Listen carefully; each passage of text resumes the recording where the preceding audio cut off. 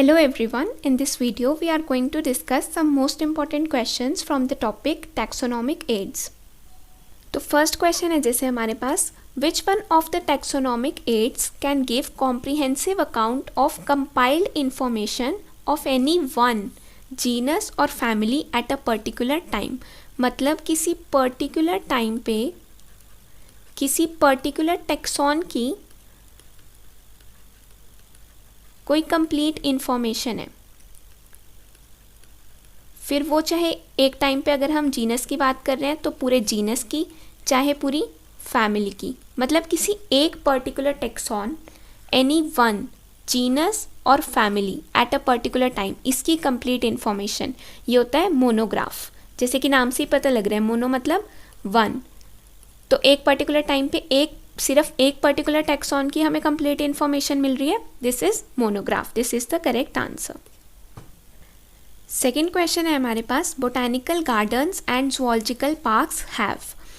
तो होता क्या है बेसिकली, बोटानिकल गार्डन्स क्या होते हैं, बॉटनी वर्ड रिलेटेड होता है प्लांट्स से. तो बोटानिकल गार्डन्स वो स्पेशलाइज्ड जगह होती हैं जहाँ पर लिविंग प्लांट्स को ग्रो किया जाता है. Living plants are grown. और zoological parks, zoology word animals से रिलेटेड होता है. जूलॉजिकल पार्क्स वो जगह होती हैं जहाँ पे लिविंग एनिमल्स को रखा जाता है. और यहाँ पर जो लिविंग स्पीशीज़ को रखा जा रहा है, ये स्पीशीज़ या तो एंडेमिक हो सकती हैं, एंडेमिक स्पीशीज़ होती हैं जो वहाँ की लोकल स्पीशीज़ होती हैं, उन्हें बोलते हैं एंडेमिक स्पीशीज़. और यहाँ पे एक्जॉटिक स्पीशीज़ को भी रखा जाता है. एक्जॉटिक मतलब जो लोकल नहीं है, मतलब उस जगह के लिए फॉरेन है. तो दोनों स्पीशीज़ को रखा जाता है, endemic species and exotic species, और इन्हें फिर फर्दर साइंटिफिक स्टडीज़ वगैरह के लिए भी यूज़ किया जाता है. तो they have collection of both endemic and exotic living species. Living species होंगी, डेड नहीं होंगी, और दूसरी बात एंडेमिक भी हो सकती है और एक्जॉटिक भी हो सकती हैं. They can be local or they can be foreign species. So option C is our correct answer. Next question है National Botanical Research Institute is situated at. तो ये है NBRI, इसका पुराना नाम था National Botanical Garden and this is situated at Lucknow. So option A is our correct answer. Next question says that which one of the following is not a correct statement.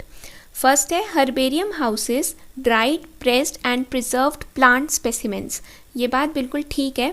Herbarium में क्या होता है कि plant specimens को, only plants के लिए होता है ये, प्लांट्स को ड्राई करके प्रेस एंड देन प्रिजर्व, इस पूरे प्रोसेस को फॉलो करने के बाद इनको हर्बेरियम शीट्स पे चिपका देते हैं and then they are used for future reference. तो this is a correct statement.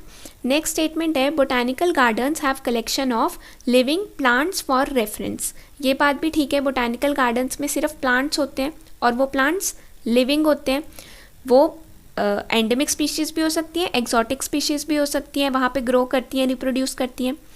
Next statement है a museum has collection of photographs of plants and animals. ये बात गलत है. म्यूजियम में क्या होता है, प्लांट्स और एनिमल्स दोनों होते हैं लेकिन उनके प्रिजर्व्ड स्पेसिमेंट्स होते हैं, उसमें फोटोग्राफ्स, ये स्टेटमेंट गलत है. नेक्स्ट है key is a taxonomic aid for identification of specimens. तो ये भी ठीक है. स्पेसिमेन यहाँ पे कोई भी हो सकता है, प्लांट भी हो सकता है और एनिमल भी हो सकता है. और ये एक टेक्सोनॉमिक एड है. एड मतलब कोई भी चीज़ जो हमें हेल्प करती है. टेक्सोनॉमिक स्टडीज़ में की हेल्प करती है for the identification of plants and animals. तो यहाँ पे ऑप्शन सी करेक्ट स्टेटमेंट नहीं थी, तो option C is our correct answer. Next question says that the label of a herbarium sheet does not carry information on. तो अब क्या होता है, एक हर्बेरियम शीट होती है ये, जिसका स्टैंडर्ड साइज होता है 41 × 29 सेंटीमीटर की एक हर्बेरियम शीट है. तो यहाँ पर तो हम जैसे सैंपल लगाते हैं और इसके लोअर राइट हैंड कॉर्नर में एक लेबल चिपकाया जाता है जिसका साइज़ होता है स्टैंडर्ड साइज़ 7 × 12 mm. और यहाँ पर कुछ डिटेल्स मेंशन की जाती हैं स्पेसिमेन के बारे में, ताकि हम इसको फ्यूचर रेफरेंस के लिए यूज़ कर सकें। तो इस लेबल पे कैसी कैसी इन्फॉर्मेशन होती है, जैसे जिस इंस्टीट्यूट से कलेक्ट करी है उस इंस्टीट्यूट का name of the institution, then इसका जो भी स्पेसिमेन है उसका साइंटिफिक नेम, देन उसका कॉमन इंग्लिश नेम, जो भी उसका कॉमन नेम है, देन किस लोकेलिटी से कलेक्ट करी है, name of collector, date of collection,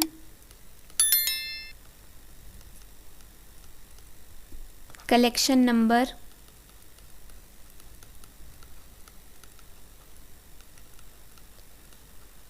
और इसका हैबिट एंड हैबिटेट,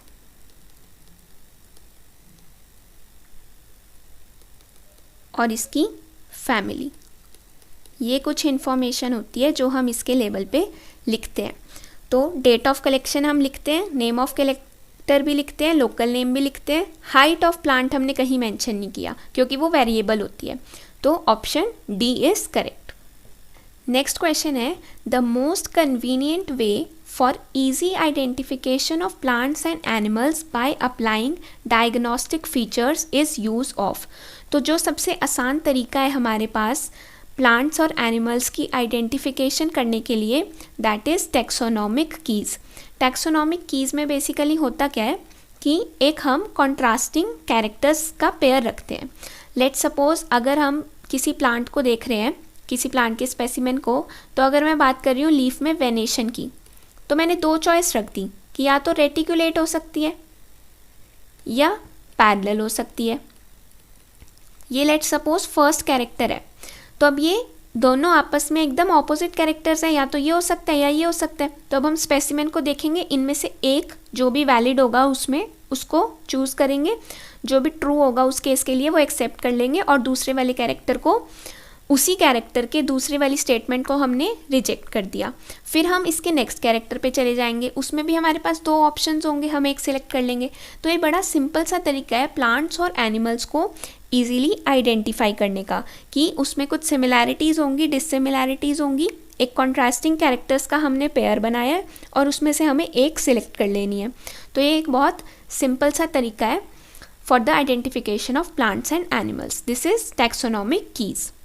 तो अब नेक्स्ट क्वेश्चन है, key is a taxonomical aid used for identification of organisms. Each statement in key is called.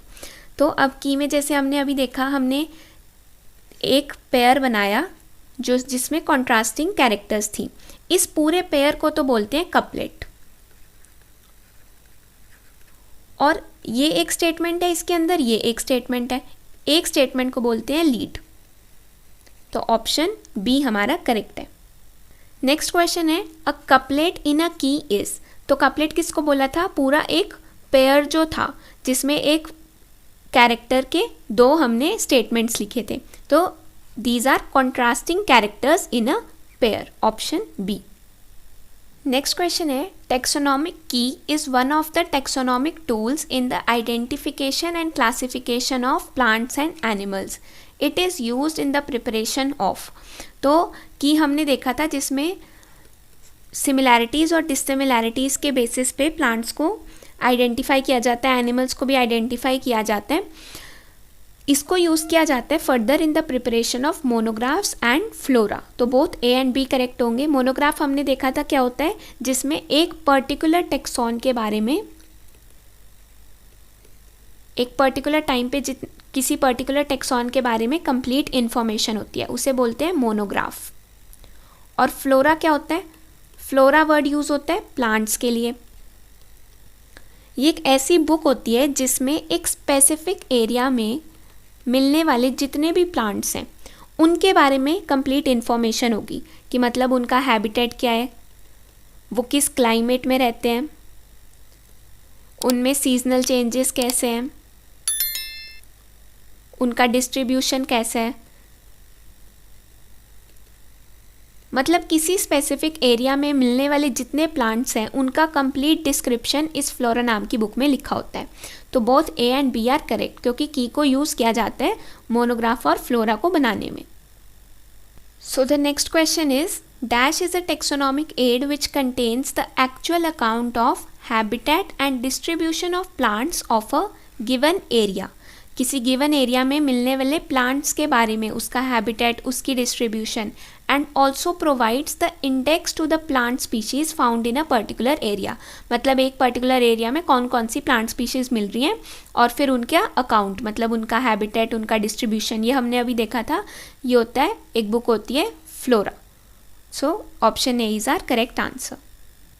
Next question है हमारे पास, the plants growing in an area surrounded by geographical और political boundary will be included in. तो इसमें भी again फिर वही same बात है कि हमने एरिया स्पेसिफाई कर दिया कि सिर्फ इस पर्टिकुलर जोग्राफिकल एरिया में, इस बाउंड्री से बाहर नहीं जाना। मतलब ये एरिया अगेन स्पेसिफाई हो गया, इसमें मिलने वाले सारे प्लांट्स ये सब किस में देंगे, फ्लोरा में देंगे। So option C is correct.